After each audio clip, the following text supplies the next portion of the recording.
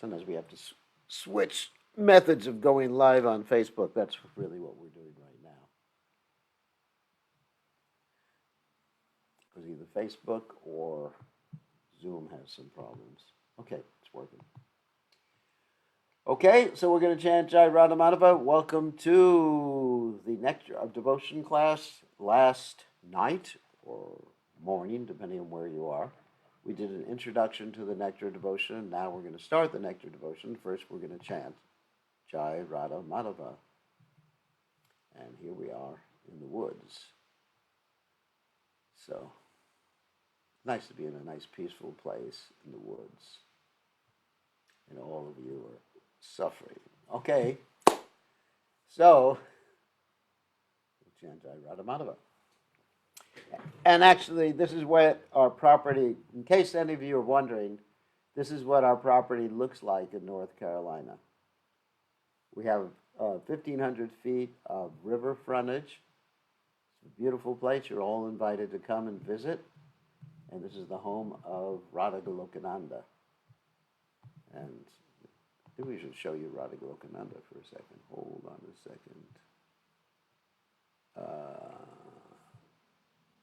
Give me 1 second.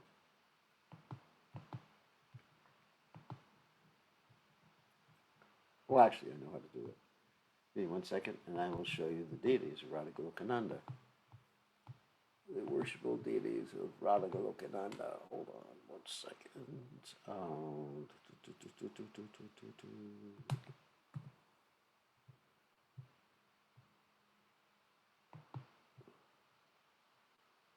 Radha Golokananda. Oops. Hold on.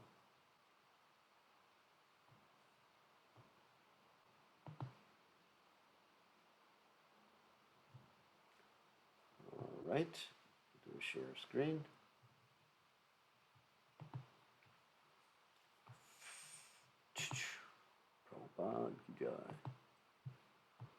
So, this is Krishna. It's Golokananda. And this is Radharani. See? And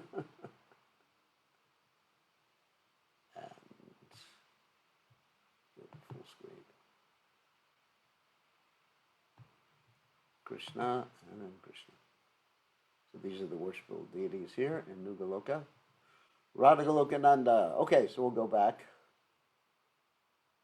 to the intro screen, which has me. So this is Goloka Vrindavan. What you see behind me is Goloka Vrindavan, the Yamuna River, where Krishna and the gopis would play. But right now, it's not nighttime, so they're somewhere else. They're probably at Radhakund right now. And they'll come to the banks of this river, the Jamuna River, tonight. But that's not for any of you conditioned souls to see. That's only for advanced devotees. Anyway, all right. So now we will chant Jai Radha Madhava by the Jamuna.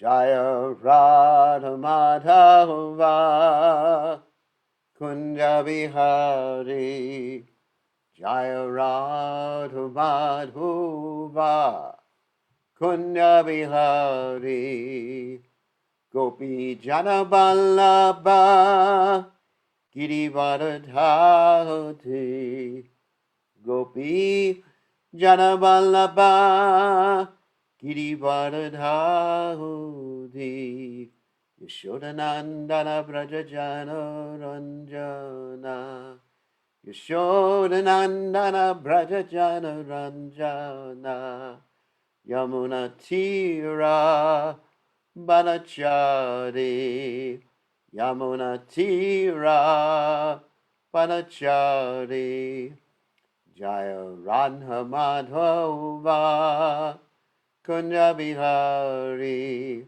Jaya Radha Madhava Kunja Bihari Gopi Jana Malaba Girivardhari Gopi Jana Vallabha Girivardhari Yashodanandana Brajajana Ranjana.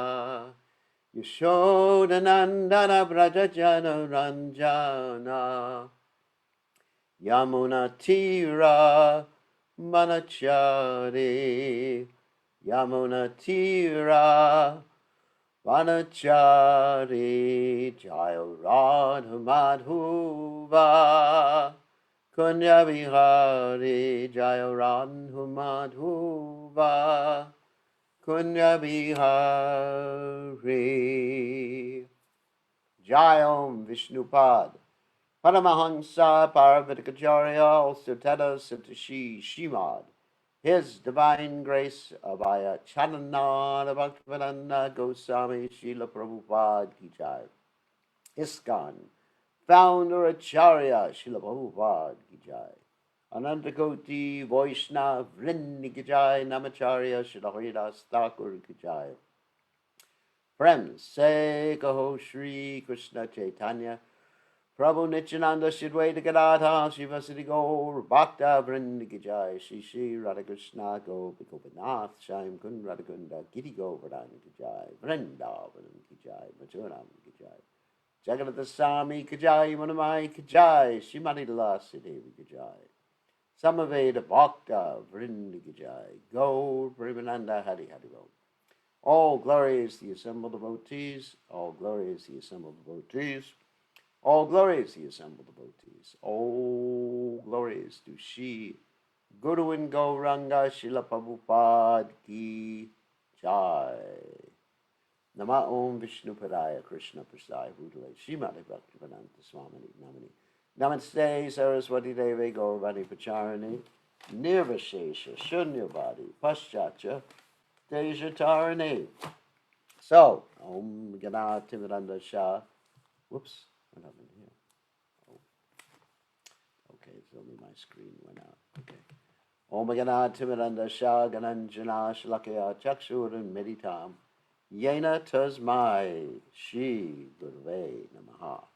I offer my respectful obeisances unto the lotus feet of my spiritual master, His Divine Grace, A.C. Bhaktivedanta Swami Srila Prabhupada, who so kindly opened my eyes with the torchlight of knowledge while I was blinded in the darkness of ignorance. So now we'll go on to the Nectar Devotion, and usually when we start reading from the Nectar Devotion, we chant this one prayer to the six Goswamis of Vrindavan, which we put on the slideshow yesterday. Nana Shastra Vicharana Kinipano Sadharma Samstapako Lokanam Hitakarano Sri Bhuvane Manyo Shadanya Koro. Radhakrishna Padaravinda Bhajana Nandena Mataliko Bandhu Rupa Sanatano Raghuyigo Sri Jiva Gopalako. I offer my respectful obeisances unto the six Goswamis, namely Sri Sanatan Goswami, Sri Rupa Goswami, Sri Raghunath Bhatta Goswami, Sri Raghunath Das Goswami, Sri Jiva Goswami, and Sri Gopal Bhatta Goswami, who are very expert in scrutinizingly studying all the revealed scriptures with the aim of establishing eternal religious principles for the benefit of all human beings. Thus they are honored all over the three worlds, and they are worth taking shelter of, because they are absorbed in the mood of the gopis and are engaged in the transcendental loving service of Radha and Krishna. Okay? And now we're starting the Nectar Devotion. First class in Nectar Devotion. Here we go. And the first portion of Nectar Devotion is described as the characteristics of pure devotional service. So this is what you have to look forward to. Some things, actually, you should already have, and some things you have to look forward to. Okay, and here we go. In the Srimad Bhagavatam, third canto, 29th chapter. I wonder if this is big enough for all of you to read. Let me just see. I think I should make it bigger so everybody could read, especially those who were looking at their phones. So that's better. In the Srimad Bhagavatam, the third canto, 29th chapter, verses 12 and 13, Srila Kapila Deva, instructed his mother, is given the following characteristics of pure devotional service. Now, Just one point about nectar of devotion is Rupa Goswami is presenting what he learned from Lord Chaitanya Mahaprabhu. But while he's presenting what he learned from Lord Chaitanya Mahaprabhu about his guidebook in devotional service, he gives quotes to substantiate the message that he got from Lord Chaitanya Mahaprabhu. So this is all like a law book in which previous laws or previous statements substantiate the statements made by the lawyer. So here, my dear mother, those who are my pure devotees and who have no desire for material benefit or philosophical speculation have their minds so much engaged in my service that they are never interested in asking me for anything except to be engaged in that service. They do not even beg to live in my abode with me. So we're going to go over the types of liberation, which we've mentioned before. There are 5 kinds of liberation. So here are the 5. Namely, to become one with the Lord. That's a horrible one. We don't accept that. You don't actually become one with the Lord, but you become an illusion thinking you become one with the Lord because you merge into the Lord's Brahma Jyoti. You never become one with the Lord. You become one in purpose with the Lord, but you don't become one with the Lord. That becoming so-called one with the Lord is called kaivalya, which means oneness. Narakayate is the statement by Prabhupada Saraswati, who says, that is the desire for hell. Because when you actually merge in the Brahma Jyoti, you don't actually merge. But when you think you're merging in the Brahma Jyoti, you're floating around the Brahma Jyoti, there's no activities, it's hell. Because you have no feelings, no activities, no manifestation of your individuality, even though you're still an individual. So, namely, to become one with the Lord, that's number 1. 2, to live with the Supreme Lord on the same planet, that's kind of nice. 3, to have the same features as the Lord. In the Vaikuntha planets, they generally do have those same features.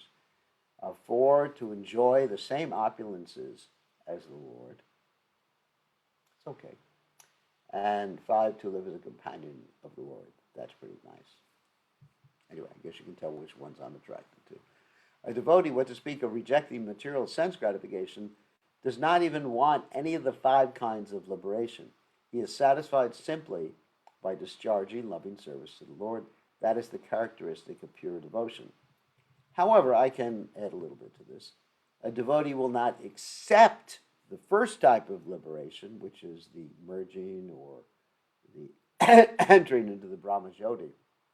He will not accept that. The other types, he will accept if Krishna wants.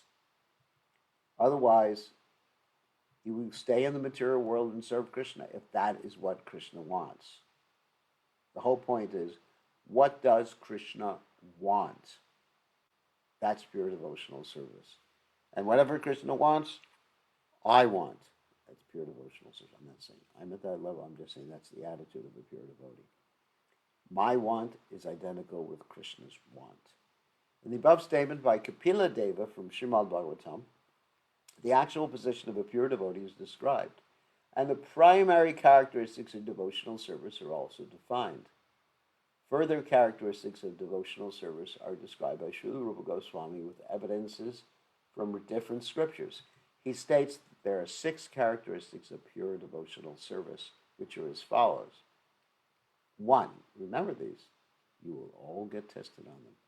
Pure devotional service brings immediate relief from all kinds of material distress.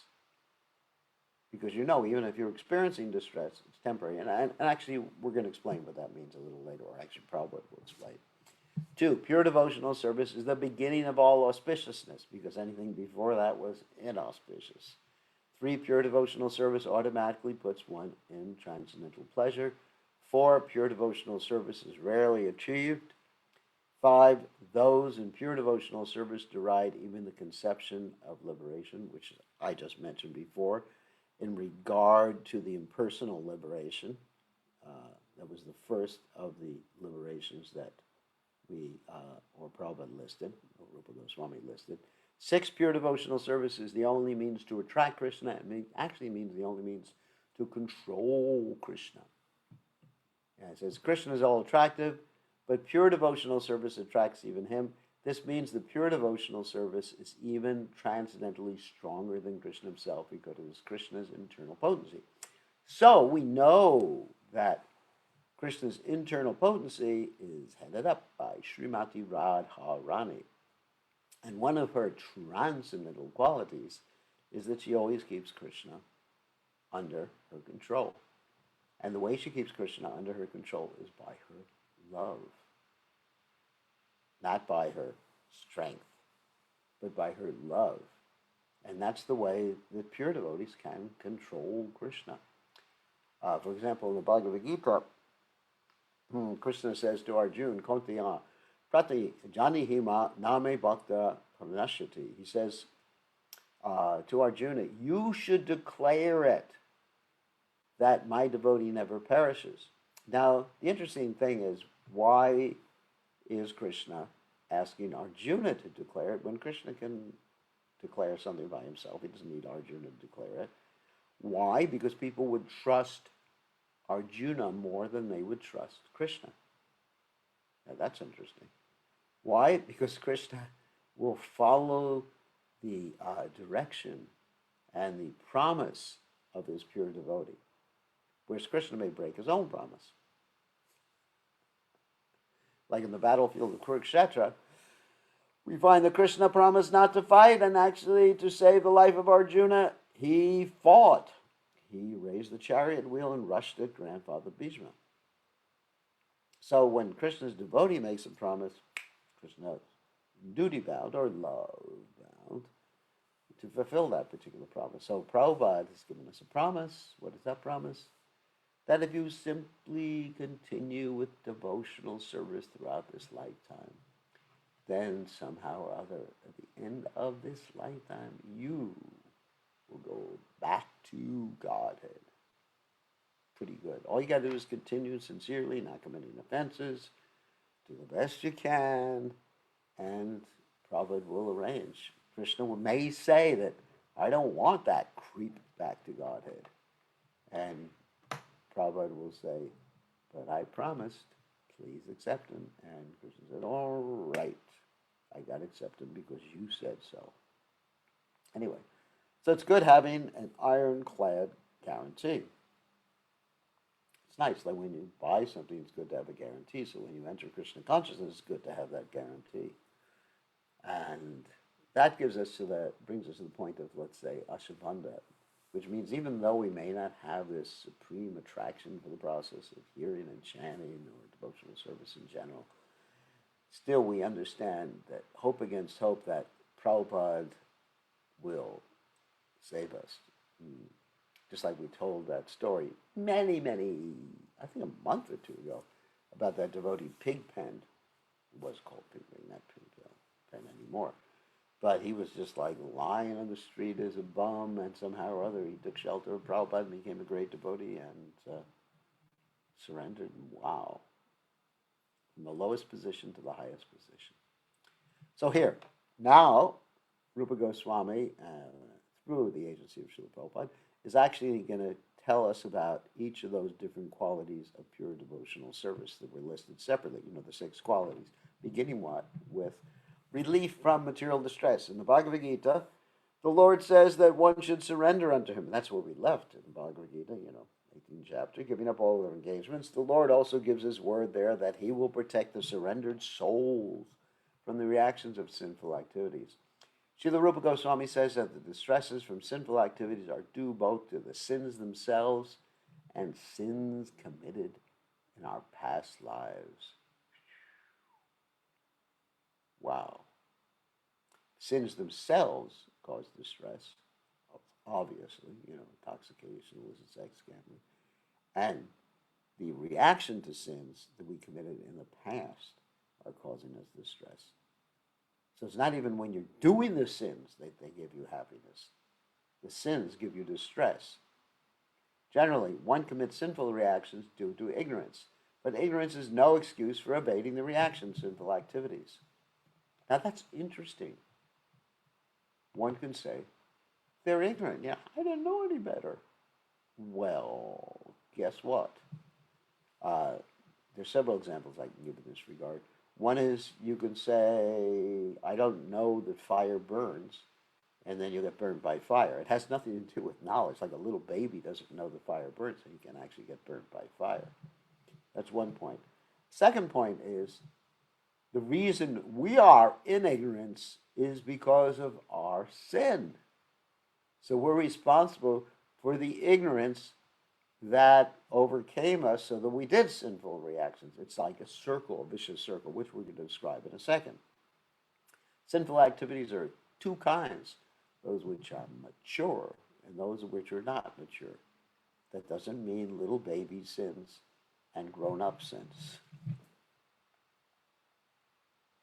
For example, mature, a technical Sanskrit name for mature sinful reactions is aparabdha karma, and not mature is aparabdha. So the sinful, Prabhupada explains it, the sinful activities for which we are suffering at the present moment are called mature. In other words, they came to fruition, they sprouted. Oh my God. The many sinful activities stored within us for which we have not yet suffered are considered immature. And we don't know what is coming. Of course, this is not in reference to a devotee. I have to give that caveat. For example, a man may have committed criminal acts but has not yet been arrested for them. That's not quite mature yet. Immature. Now, as soon as he is detected, arrest is awaiting him. Similarly, for some of our sinful activities, we are awaiting distresses in the future, and for others which are mature, we are suffering at the present moment. However, it's not a question of someone detecting our past sinful activities, because Krishna is aware of everything, and his agents are made aware, such as Yamaraj, who arranges for the reactions, and the other demigods. They're aware of everything we do. You cannot escape from the gaze of Krishna and his representatives. There's no way. Just like many people now, they're really paranoid about Facebook, or paranoid even about having a camera on their computer, or a USB camera. USB camera is a camera you attach to the computer. So what they do is at night, they make sure that the camera is covered so no one can watch what they're doing. People get really paranoid like that.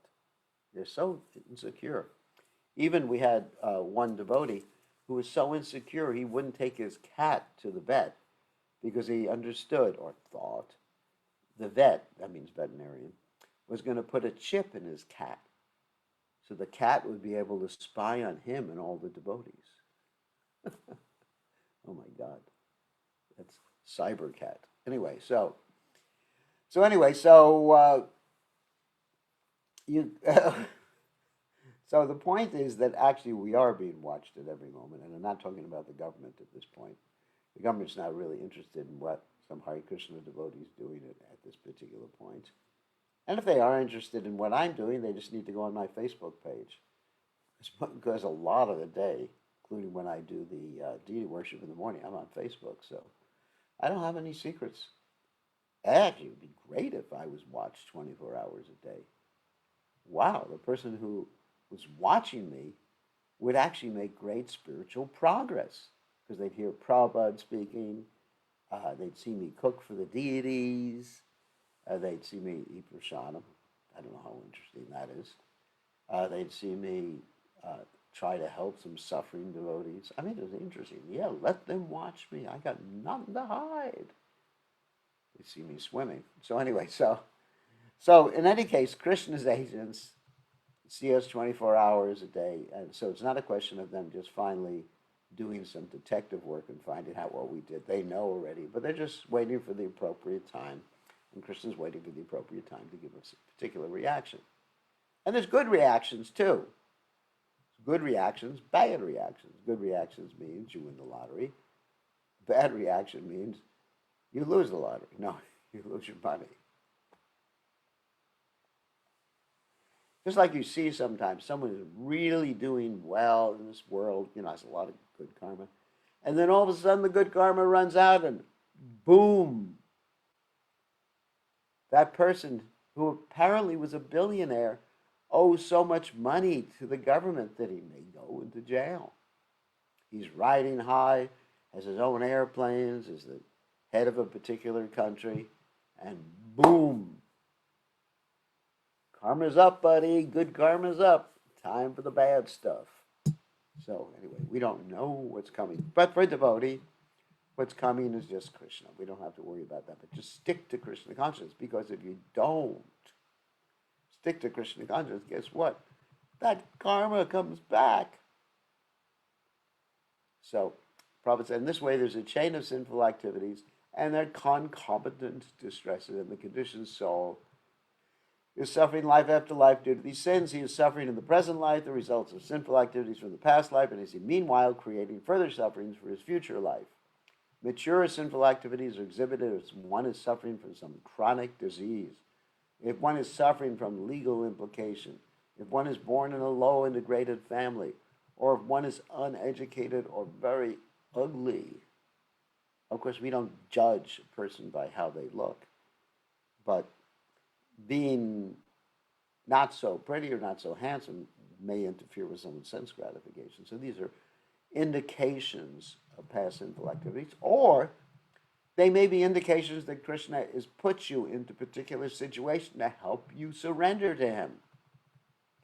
Because if you are very rich, if you are very intelligent, if you come from a very high-class family, King of England, or Prince, whatever, Prince Charming, whatever, and you're healthy, you tend to get very proud. So sometimes Krishna does these things, and it's not karma. Krishna sometimes, Yashaham Anagrinami, Harishe Tadadamshanai. Sometimes Krishna takes things away so that your false pride, he pulls the rug out from under you, so the false pride is gone. You may think you're a great devotee, and then Krishna shows you, no, you ain't a great devotee. And then what do? You take shelter of his holy names. And people may reject you. And now what do? Take shelter of Krishna's holy names. There are many results of past. So not in every case that if you have legal implications, born in a low family, and you're ugly, uneducated, that it's karma. If you're a devotee, it's Krishna. And his purpose is to bring you closer to him. There are many results of past sinful activities for which we are suffering at the present moment, and we may be suffering in the future due to our present sinful activities. But all these reactions to sinful deeds can be immediately stopped if we take the Krishna consciousness. What a relief. As evidence for this, Rupa Goswami quotes from the Srimad Bhagavatam 11th canto, 14th chapter, verse 19.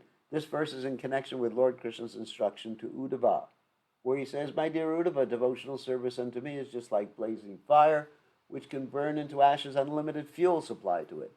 The purport is that as a blazing fire can burn any amount of fuel to ashes, so devotional service to the Lord in Krishna consciousness can burn up the fuel of sinful activities. For example, in the Gita, Arjuna thought that fighting was a sinful activity, but Krishna engaged him in the battlefield under his orders, so that fighting became devotional service.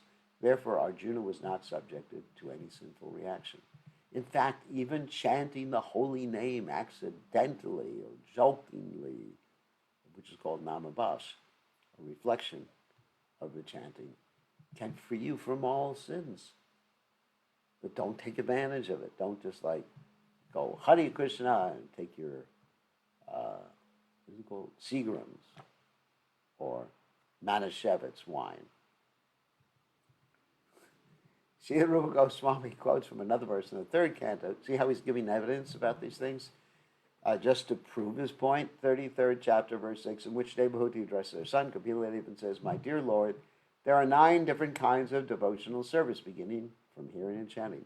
Anyone who hears about your pastimes, who chants about your glories, who offers you obeisances, who thinks of you, and in this way executes any of the 9 kinds of devotional service, even if he is born in a family of dog-eaters, the lowest grade of mankind, becomes immediately qualified to perform sacrifices.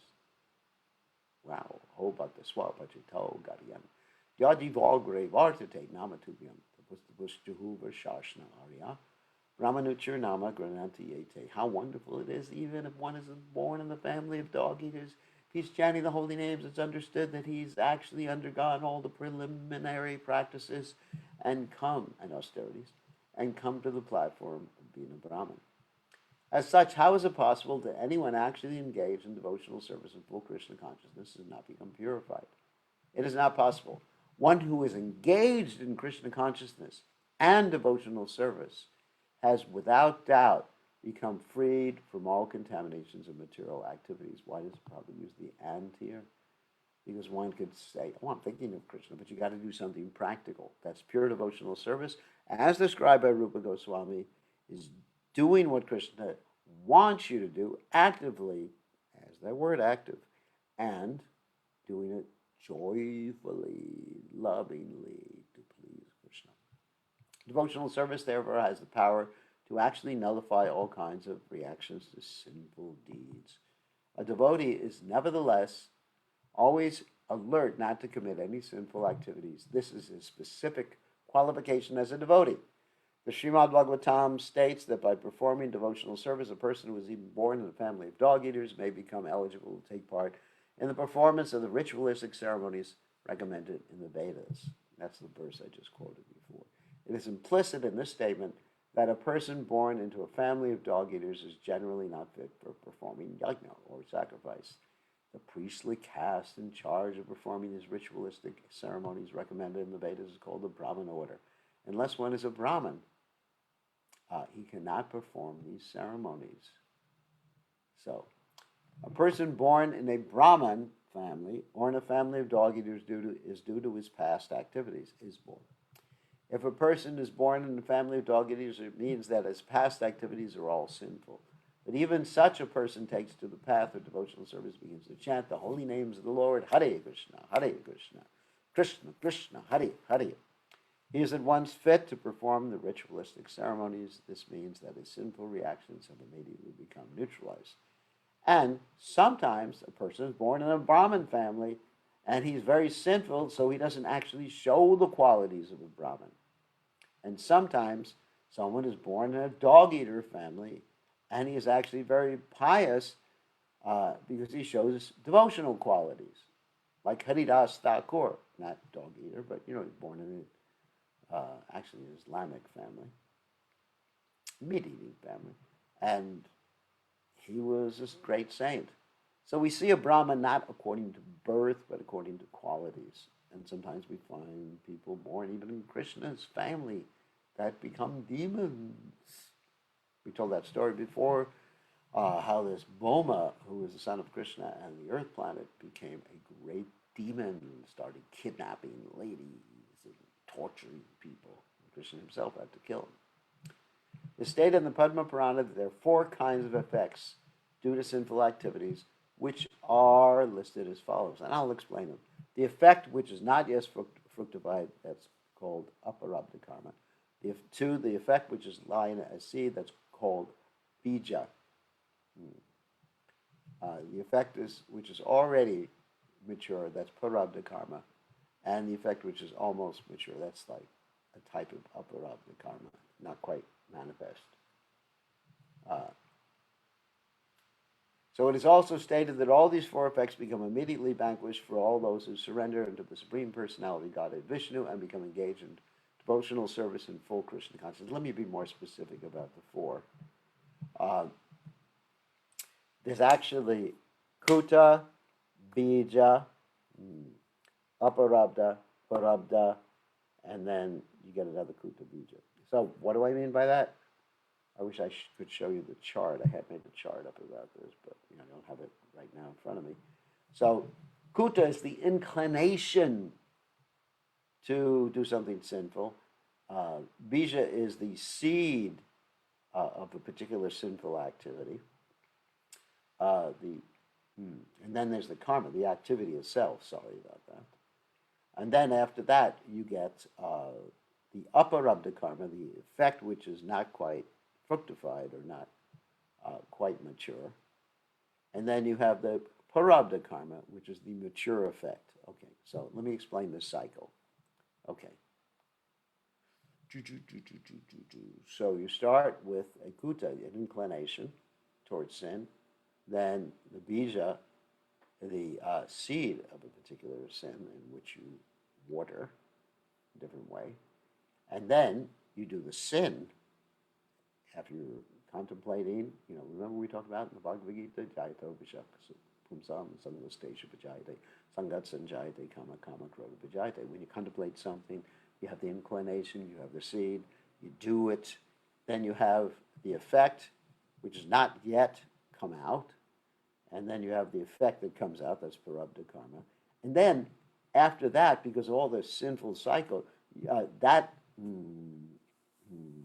stimulates another kuta and a bija, another inclination, another sin. So in other words, doing the sin, getting the effect, waiting for the effect, getting the effect, you actually get another seed and inclination to do more sin. It's not that the doing the sin and getting the result extinguishes the desire to do more sin. So those effects described as almost mature refer to stress from which suffering is present. So it's another, it probably defines it a little bit differently now. I guess almost mature.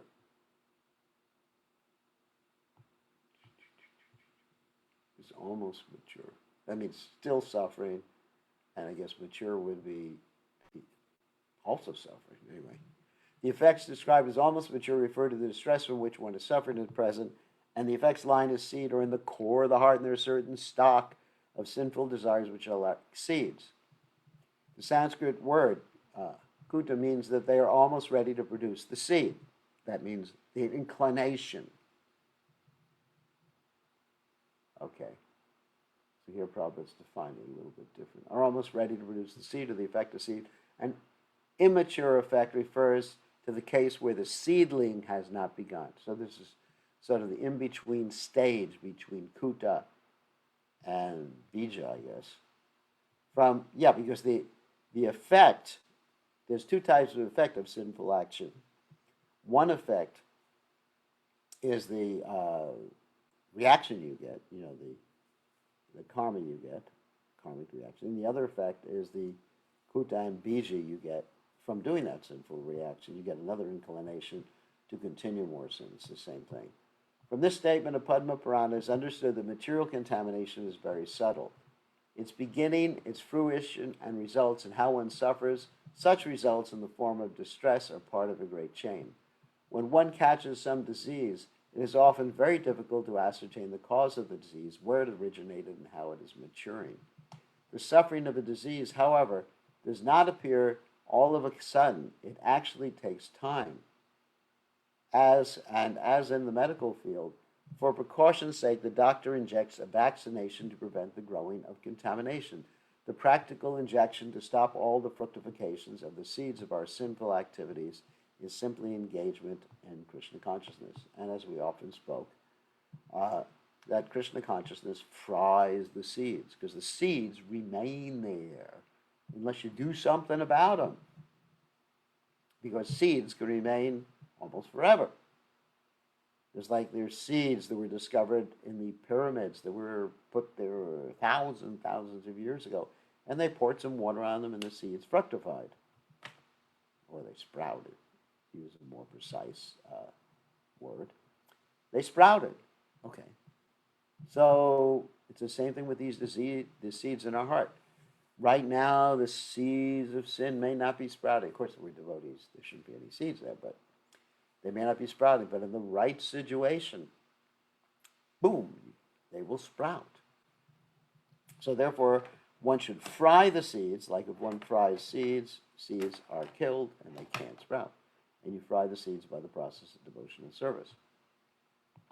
In this connection, Shukadeva Goswami speaks in the 6th canto of Srimad Bhagavatam, 2nd chapter, verse 17, about the story of a Jamil who began life as a fine and dutiful Brahmin, but in his young manhood became wholly corrupted by a prostitute.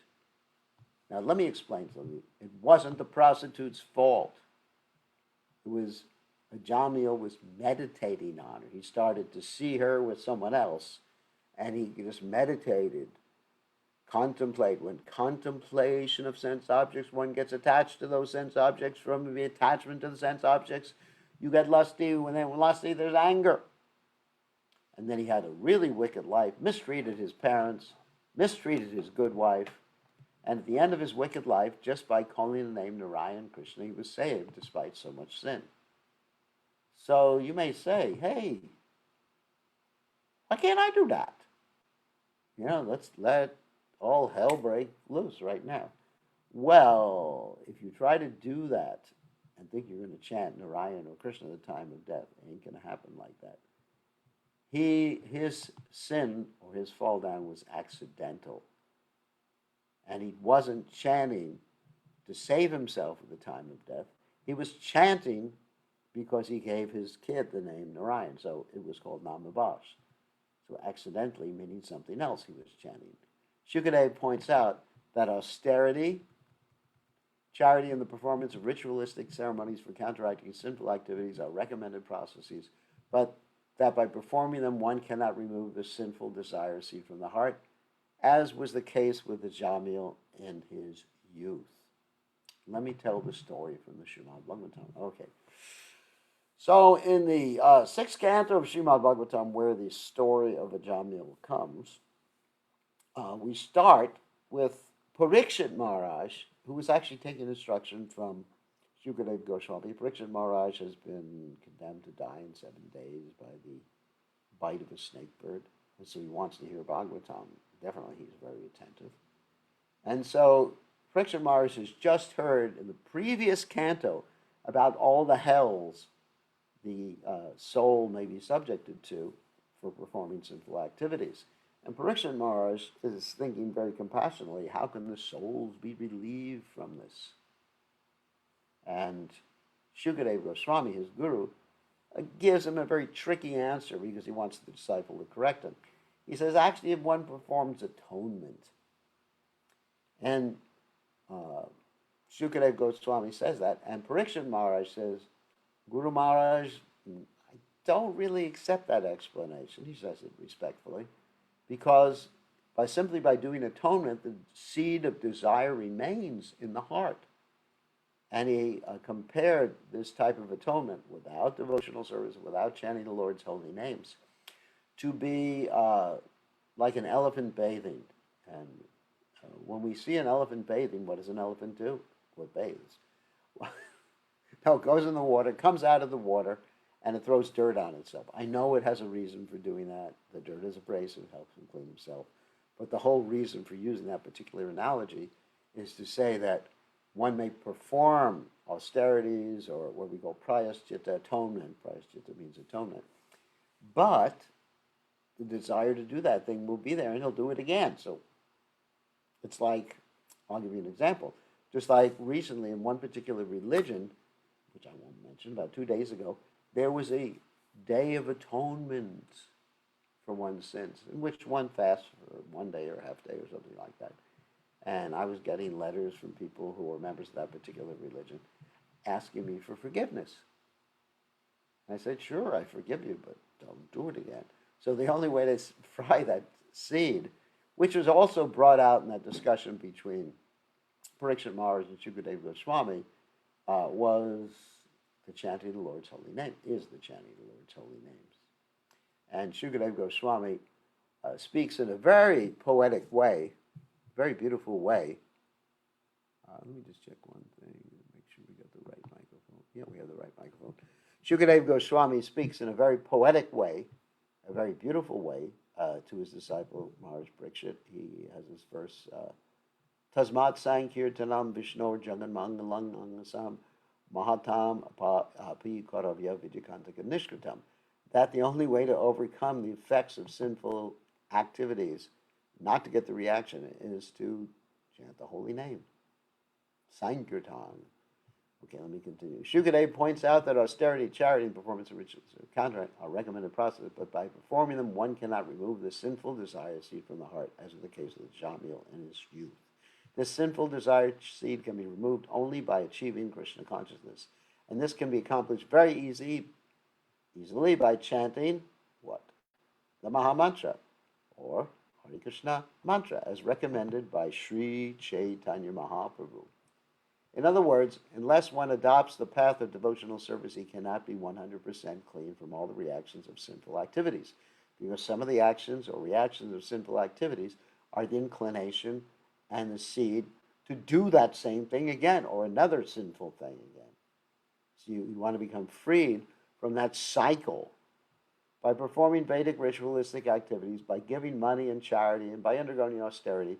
One can temporarily become free from the reaction of sinful activities, but the next moment he must again become engaged in sinful activities. Exactly what I said, the kuta and the bija do not become eradicated. For example, a person suffering from venereal disease on account of excessive indulgence in sex life, illicit sex life, has to undergo some severe pain and medical treatment, but he is then cured for the time being. But because he has not been able to remove the sex desire from his heart, he must again indulge in the same thing and become a victim of the same disease. So medical treatment may give temporary relief from the distress of such venereal disease, but unless one is trained to understand that sex life is abominable, it is impossible to be saved from such repeated distress. Similarly, the ritualistic performances, charity, and austerity, which are recommended in the Vedas, may temporarily stop one from acting in sinful ways, but as long as the heart is not clear, one will have to repeat sinful activities again and again. And also, it occurs, let's say, if one is overeating and suffers indigestion, oh, my stomach, I ate too much, then, they become very repentant. I ate too much, I won't eat so much again. Next time there's prasadam or food or whatever, then they eat too much. Another example given in the Srimad Bhagavatam concerns the elephant who enters into a lake and takes a bath very seriously, exactly what I just talked about, cleansing his body thoroughly. Then as soon as he comes onto the shore, he again takes some dust from the earth and throws it over his body. That's the story of Shukadeva Goswami and Maharaj Parikshit, which I just told. Similarly, a person who is not trained in Krishna consciousness cannot become completely free from the desire for sinful activities. Neither the yoga process, nor philosophical speculations, nor fruitive activities can save one from the seeds of sinful desires. Only by being engaged in the devotional service can this be done. There's another evidence in the 4th canto of Srimad Bhagavatam's 22nd chapter, verse 39, wherein Sanat Kumar says, "My dear king, the false ego of a human being is so strong that it keeps him in material existence as if tied up by a strong rope. Only the devotees can cut off the knot of this rope, strong rope, very easily by engaging themselves, in Krishna consciousness. Others who are not in Krishna consciousness but are trying to become great mystics or great ritual performers cannot advance like the devotees. Therefore, it is the duty of everyone to engage himself in the activities of Krishna consciousness in order to be freed from the tight rope of false ego and entanglement in material activities." So, let's see if we have time to read a little. Yeah, let's finish up this section. This tight knot of false ego is due to ignorance. As long as one is ignorant about his identity, we are a soul, he is sure to act wrongly and thereby, and part and parcel of Krishna, an eternal servant of Krishna, and thereby become entangled in material contamination. This ignorance of factual knowledge can be dissipated by Krishna consciousness, as is confirmed in the Padma Purana as follows. Pure devotional service in Krishna consciousness is the highest enlightenment. And when such enlightenment is there, it is just like a blazing forest fire, killing all the inauspicious snakes of desire. The example is being given in this connection that when there is a forest fire, the extensive blazing automatically kills all the snakes in the forest. There are many, many snakes on the ground in the forest, and when the fire takes place, it burns the dried foliage, and the snakes are immediately attacked. Animals who have 4 legs can flee from the fire, or can at least try to flee, but the snakes are immediately killed. Similarly, the blazing fire of Krishna consciousness is so strong that the snakes of ignorance are immediately killed. You know better. You know what is the right thing. So do it, and you are responsible for your actions. Okay? On that happy note, let us go and get some questions from you all. Hold on a second. We will open up the floor for questions in a second.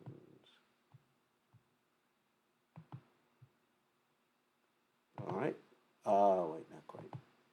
Okay, you are allowed to unmute yourselves. Who wants to speak first?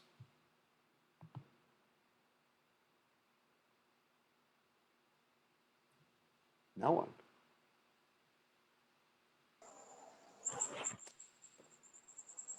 Going once.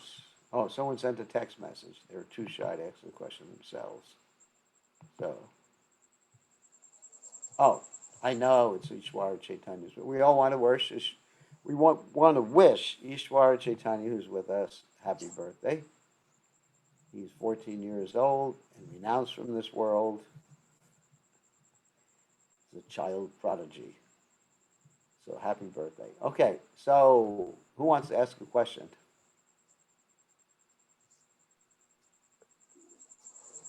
Hare Oh Krishna my God. Gurudev, Dandavat Pranam.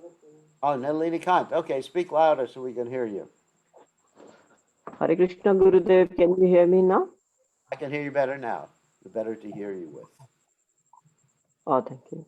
Gurudev, despite of getting this jewel of Krishna consciousness and Srila Prabhupada's mercy, your mercy, still understanding your instructions, but we are unable to perform sadhana uh, uh, correctly or perfectly, have these inclinations. So where do I fall in there or we fall? Like, is it bija, kuta, or prarabdha, aprarabdha? Oh my God. No, you are on the clearing stage. For example, there's different stages of chanting, performing bhakti. The first one is the offensive stage, and then there's the clearing stage. So you're trying to get rid of these inclinations. There's different impressions that you have. You know, they're not exactly kutas or bijas or parabda or aparabda or anything like that. They're impressions, or we might say habits from the past. Just like we all have different habits of doing things. We have a habit of going to sleep at a certain time. We have a habit of, touching our ear at a particular point. Everybody has these different habits. So you have a habit of doing things that are not Krishna conscious. So take responsibility and stop, stop them, and ignore. There's some conditioning. You are a conditioned soul. We mentioned that in the beginning. That's why you can't see Radha and Krishna on the river behind me. If you're not a conditioned soul, you would see Radha and Krishna behind me. Uh, Yamuna Tira Vanachari. So, anyway, actually, tomorrow I should make a little uh, Photoshop and put Radha and Krishna behind me on the river. But anyway, so because you are a conditioned soul, you still have these habits. These are upadis, designations. These are anarthas, unwanted things. But don't blame the kuta, bija, parabda, aparabda for them. Because all this karma becomes eradicated by chanting Hare Krishna. You have to take personal responsibility at this point. Okay. And the first thing you do about all these things is you ignore them. You go on in spite of all these impulses.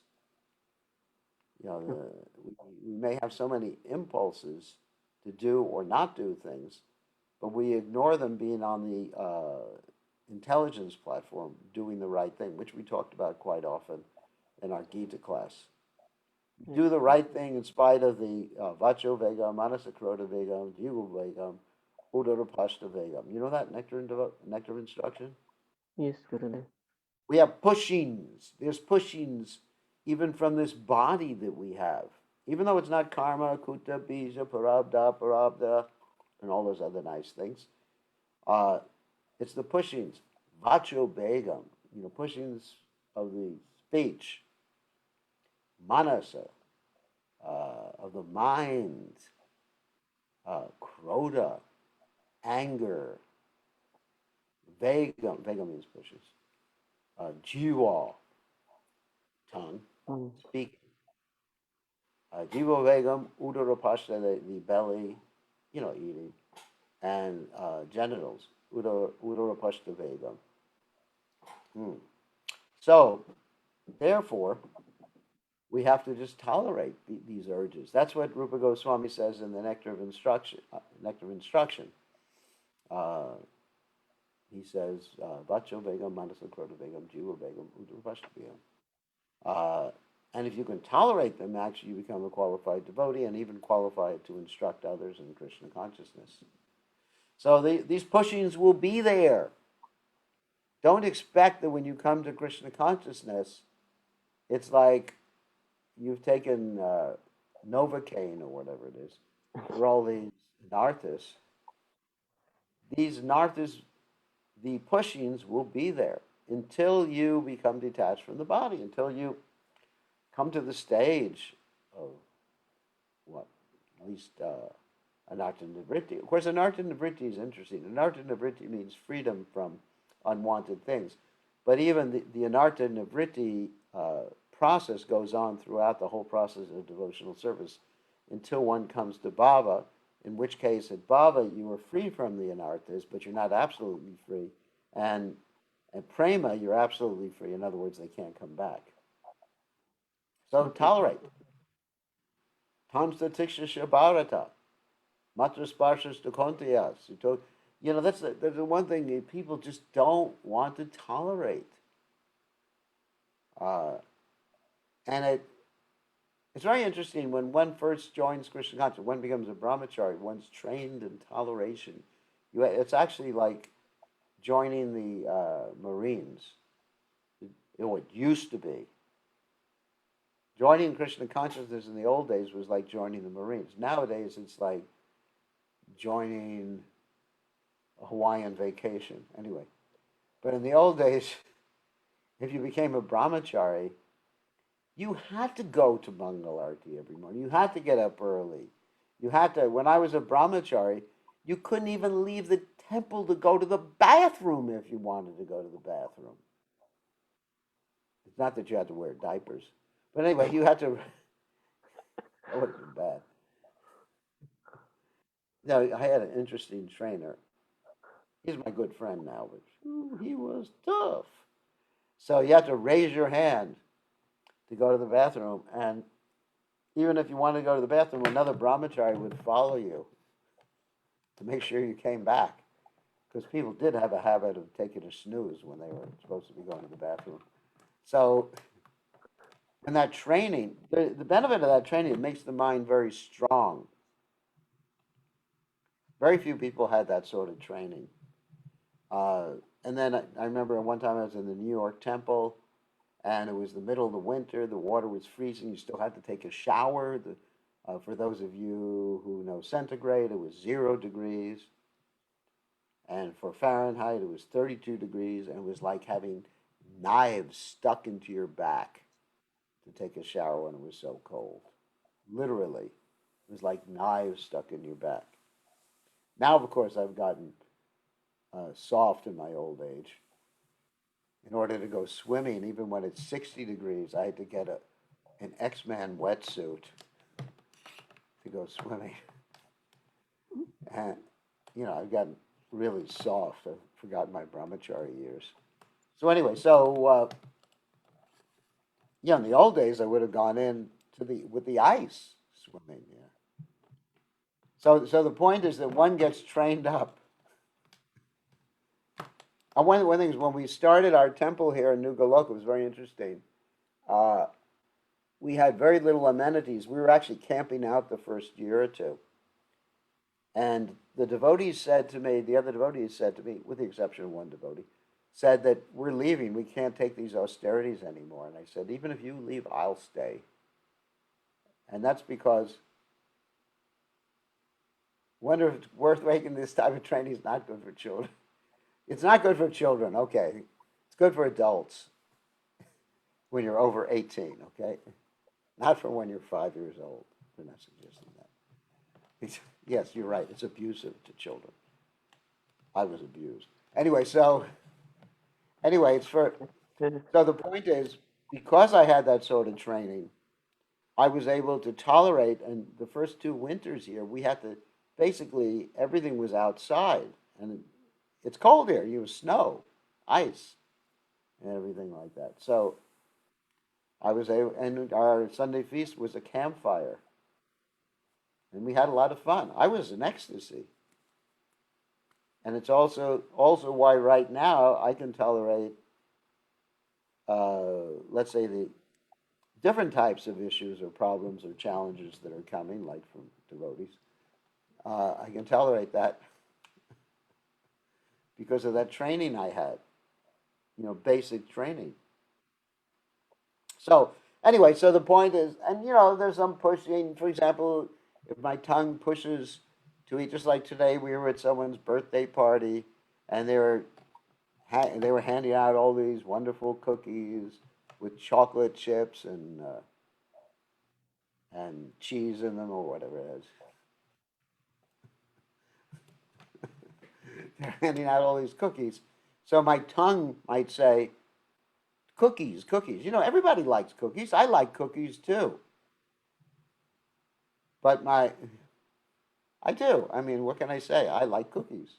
I would love to eat a cookie. But my intelligence, because I've made my intelligence very strong, the intelligence says no. And I don't eat the cookie. So that's the point. There's this pushing. Even if you're an advanced devotee, I'm not saying I'm an advanced devotee, but even if you're an advanced devotee, and your tongue is telling you to eat a cookie, you have the strength to say no. Because the body will be pushing in different ways. It's a fact. When you have a material body, it pushes you to do things. It's a fact. Vacho vegam, manasakrota vegam, jiva vegam, udrapasha vegam. It pushes you to eat. It pushes you to,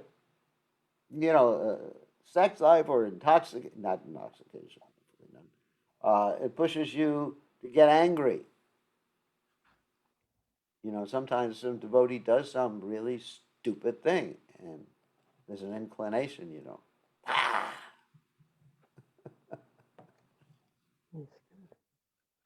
It's like I was with another devotee one time, and don't worry, it's not someone on this call. He was driving the car, and someone cut us off, and he said, "Mars, give me the permission to get out of the car and beat this person up." And I said, "No, it's not a good idea."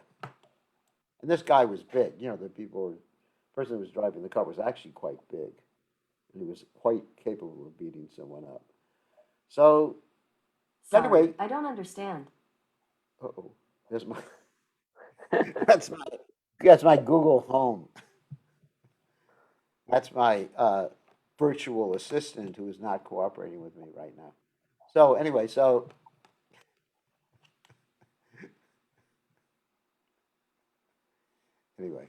kind of funny when she interrupts. Please don't interrupt anymore. So anyway, so one should be very strong to be able to say no to the pushing of the tongue, belly, genitals, mind, anger, and words. And don't worry, it's not karma, vikarma, kuta, bija, prarabdha, aparabdha. Almost is seed, almost maybe is seed, completely mature, almost mature. Yes. It's just you and your body. Yes. You understand? Yes.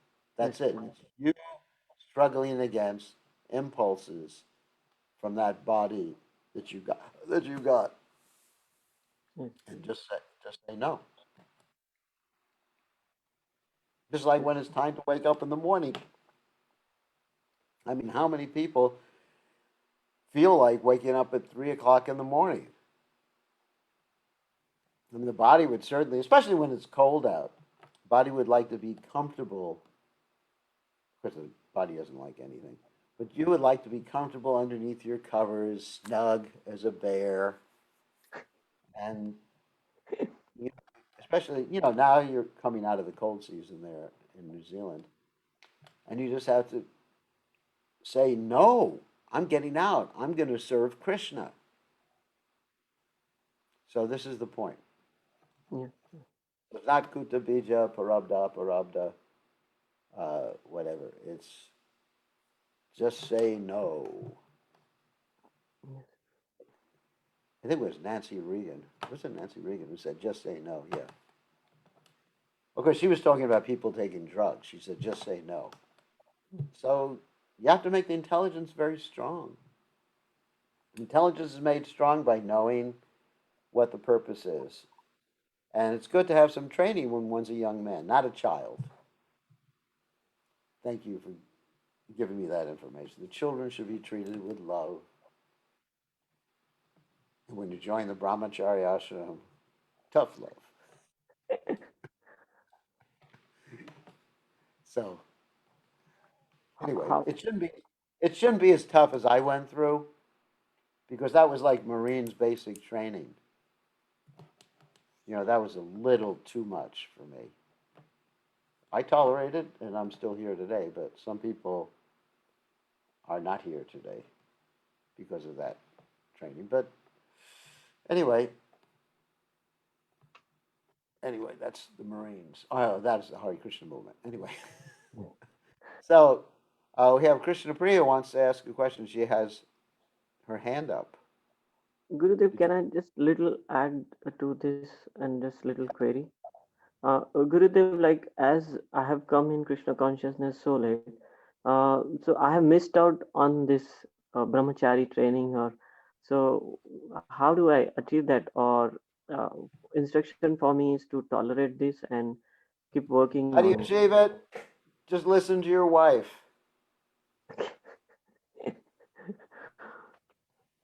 Not seriously. Ser- Seriously, I mean, just well, right now, yes, it's probably harder when you're older. Prabhupada said it's harder to teach an old Prabhu new tricks. Probably use a different word, but I don't want to insult anybody.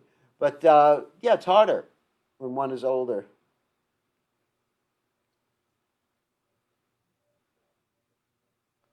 Uh, actually, anyway, I'll answer the other question on the text message in a second. So it's harder, but just really you have to develop the strength of knowing what is the right thing to do and doing it in all circumstances.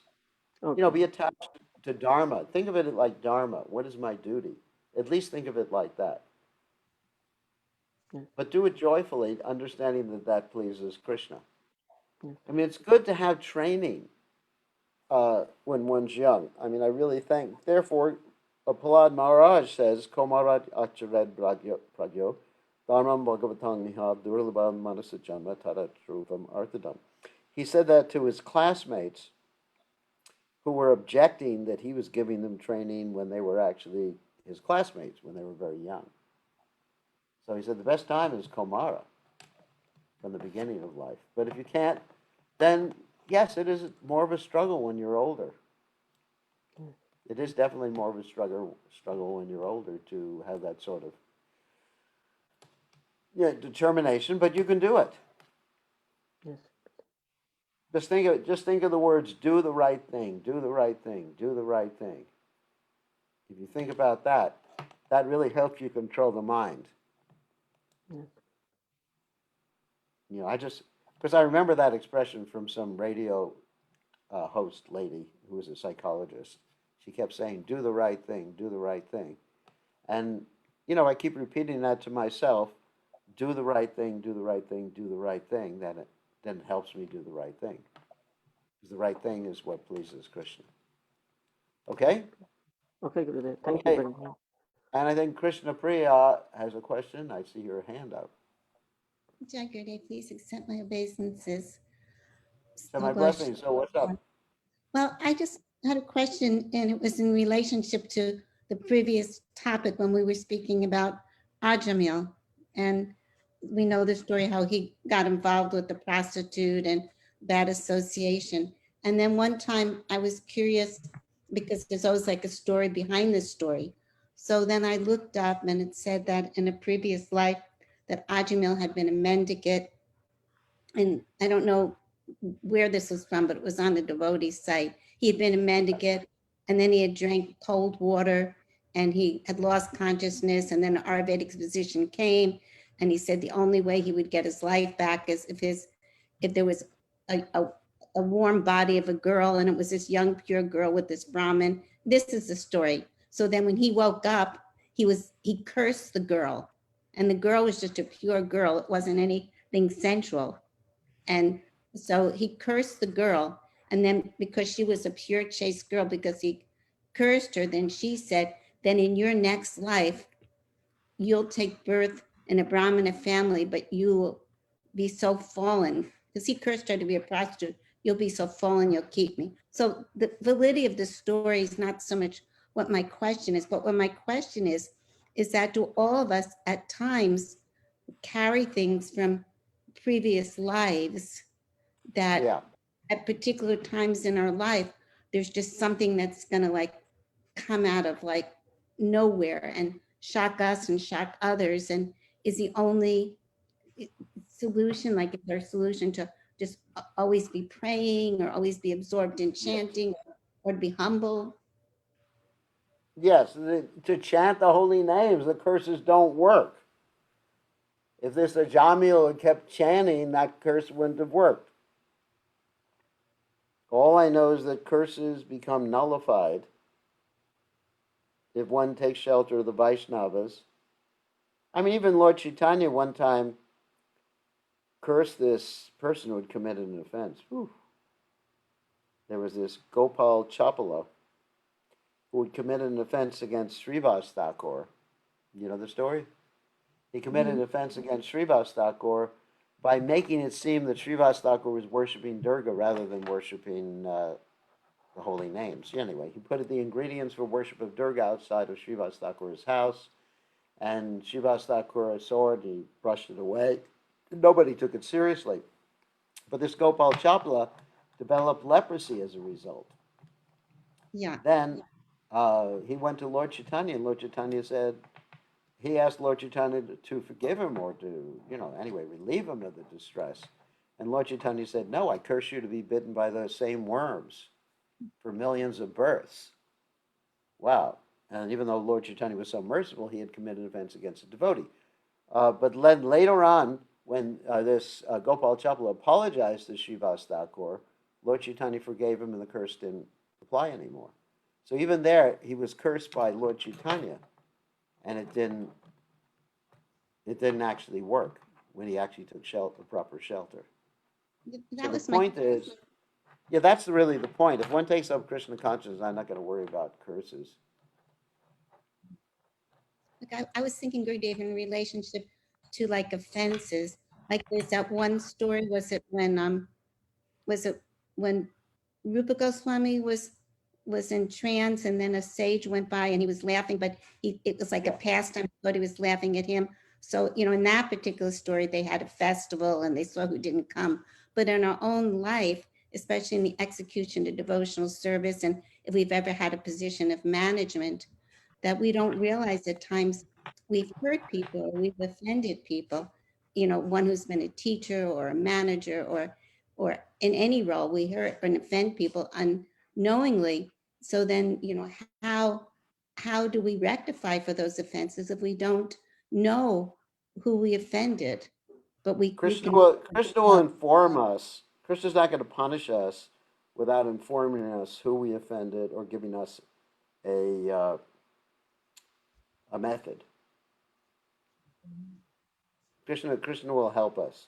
It's not that Krishna's just going to punish us. We have no way to rectify ourselves. It's not. It's not like that.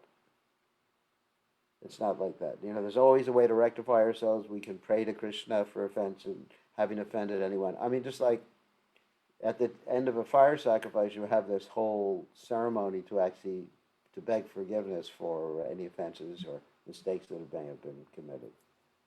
So Krishna understands. I mean, first of all, this thing with Gopal Chakravarti, uh, the guy who offended Srivas Thakur, Gopal Chapala, he understood what he had done, and he was informed by Lord Chaitanya. It wasn't that he just wasn't aware. So Krishna will give us a chance. I mean, I wouldn't worry. Otherwise, I would never take any position. I would go to the Himalayas and just sit down and meditate and do Kundalini yoga. Oh, I'd never do Kundalini yoga. That's for rascals. Anyway, so otherwise I would sit in the Himalayas and just forget about goodbye, cruel world. So I have to do my service. And Krishna will help me. Krishna says, Ananyas chintayanto mam yejanak paripasate tesham netivyukte mam yogakshema yam. For those who are devoted to me, I preserve what they have and I carry what they lack. And that's my faith. That's my faith. So as far as that story of Ajamil, there's many stories people tell from this prana, that prana, and I don't know which ones are bona fide, which ones are not. I just know what Prabhupada has given us. I just know what I've read.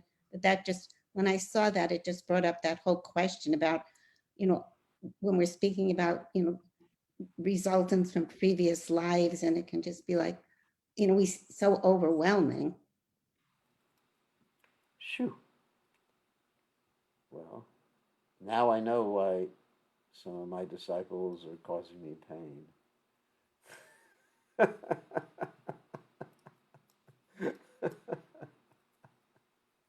I should bow down at all their feet and beg forgiveness.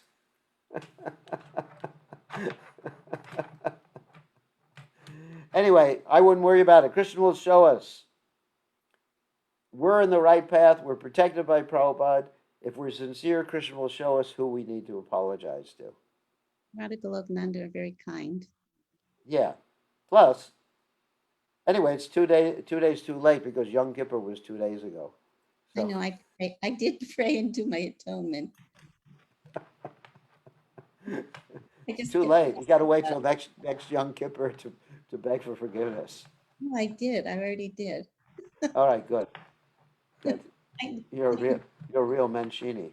So anyway, so on that happy note, it's actually quite late. We'll see everybody tomorrow evening. All glories to Srila Prabhupada.